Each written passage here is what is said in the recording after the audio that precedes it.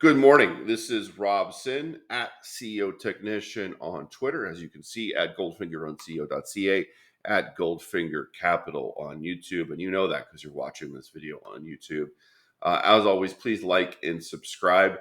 I am discussing this GDX chart that I tweeted yesterday. I'm going to delve into this potential head and shoulders top pattern interpretation in this chart. I tweeted this, got a lot of response, a lot of feedback, some really good answers here, some not so good answers. I'm not going to go through all the different responses. Opinions are definitely mixed. A lot of people want to sort of answer with their bias on what they think price is going to do next. So if they think it's going up, then they say it's not a head and shoulders pattern. If it's going down, they think it is a head and shoulders pattern. So let's discuss this a little bit. First of all, technical analysis is not really about having a bias that, this market is going to go up or this market is going to go down. We are analyzing supply and demand, essentially the fundamentals of price action using charts. And whether or not this is a head and shoulders pattern doesn't really have anything to do with what the GDX price is going to do in the future, because head and shoulders top patterns don't necessarily result in bearish price action. Think about that. It's a top, and yes, top usually indicates that price is falling, it's going to fall much further. Okay.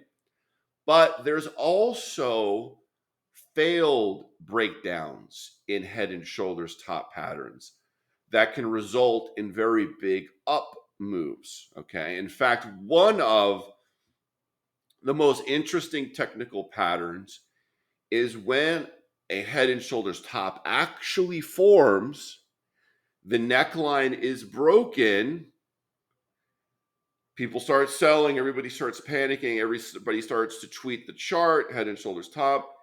And then within a relatively short period of time, price reverses back above the neckline, trapping all the sellers and all the bears.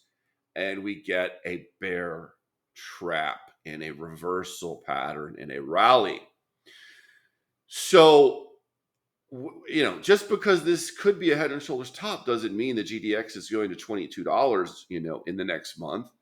Lots of different permutations of price action are possible. We don't know the future. So even if I do, declare and validate this as a head and shoulders top and the neckline is broken, that doesn't necessarily mean we know where price is going. Okay. Everything is probabilistic, right? So even if the neckline is broken, if this is a confirmed head and shoulders top, the probability of it reaching a certain price target is only whatever, 58%, 61%, something, right? It's a probability, it's not a certainty. So here is the textbook definition of a head and shoulders top. One of the key aspects of the textbook definition, old school chart pattern, analysis, is the volume profile on the shoulders. Okay.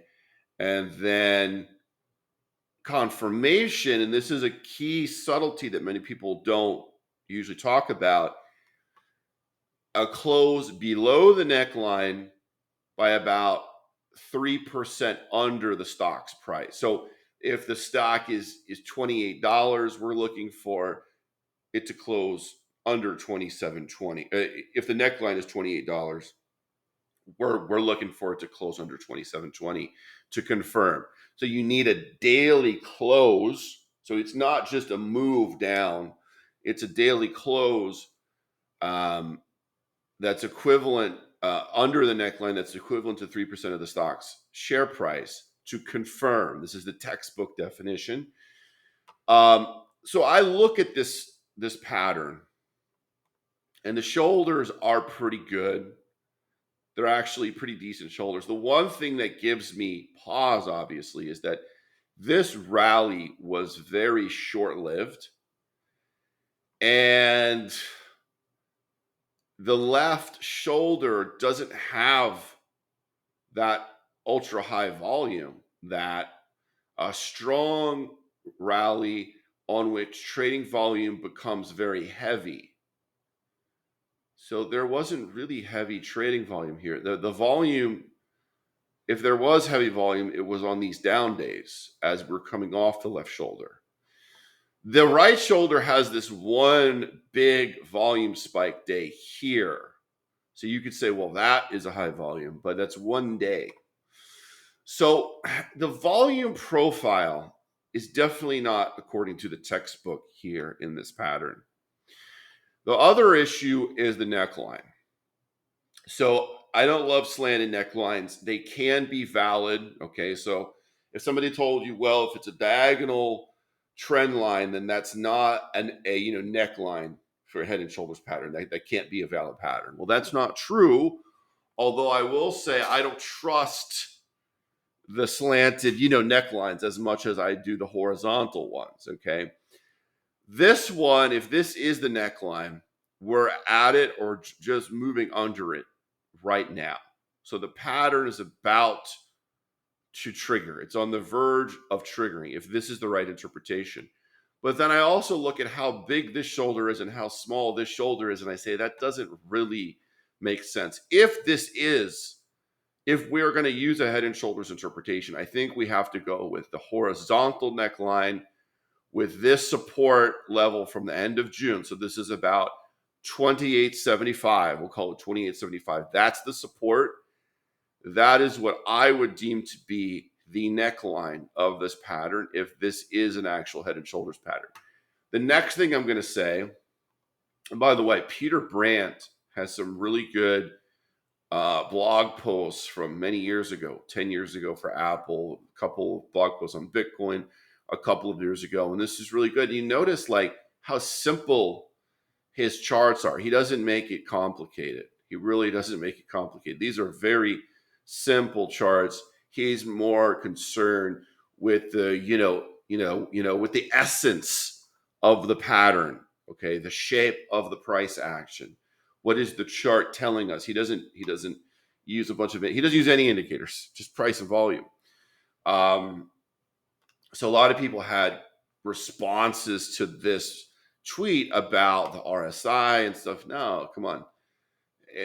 That's not really it. Okay. This is not a positive divergence yet. People like some people said, oh, there's a positive relative strength divergence. Well, no, not yet, because we're still in the downtrend. This hasn't confirmed that it's moving back up yet. So we can't call it a positive divergence. But so what I will say is actually, with everything I know about technical analysis and chart patterns, this is not a head and shoulders pattern. If it is any pattern, it's just a double top pattern. So we have this straight vertical rally in March and April, puts in one peak, pulls back, puts in another peak, and then it snaps under this April low that confirms the double top. Now, what does double top mean? Well, the bad news is that double tops generally on the down leg target the launch point of the advance to when the double top pattern started. So that would be here end of February, early March, around $27 on the GDX. So that would be where this double top, confirmed double top, is targeting on the downside. Now, again, if it breaks under 2875, confirmed daily close 3% under the neckline, then okay, some people could interpret that that's a completed head and shoulders as well. I prefer to just go with the double top interpretation. And what I would actually be really looking for here in the next, let's say, 3 or 4 trading sessions is how price responds to the test of this key level around 2875. Do we see buyers step in here and move back above, let's say 2950, or even better, above 30? Or is price action still very weak? And does it just continue to roll over and melt down, right? There's going to be a lot of information here, let's say in the next 3 to 4 trading sessions. We also have CPI and PPI on Thursday and Friday, so that should definitely drive some volume and price action here in the gold miners. But my final diagnosis is this is a double top, not a head and shoulders top. The double top has already been confirmed. And if it actually goes all the way to its downside target, we've got about another 8% to go in the GDX. But in the very next breath, 28.75, this blue line is actually a really big support level. So I would not be surprised if the decline ends very soon and we start to turn back up. The final little piece that I'll throw in here is actually seasonality is actually very bullish for the GDX for the next 4 to 5 weeks.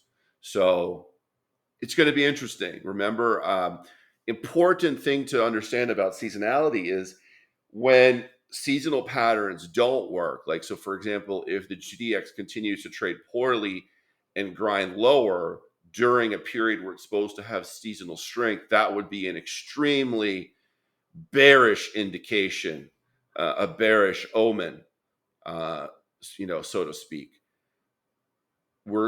Gold miners are generally expected to rally in August. If they don't rally in August, that is not a good sign. That's not bullish. So thanks a lot for tuning into this technical analysis video. I hope you learned something. And again, like and subscribe if you want to get more content like this. Thank you.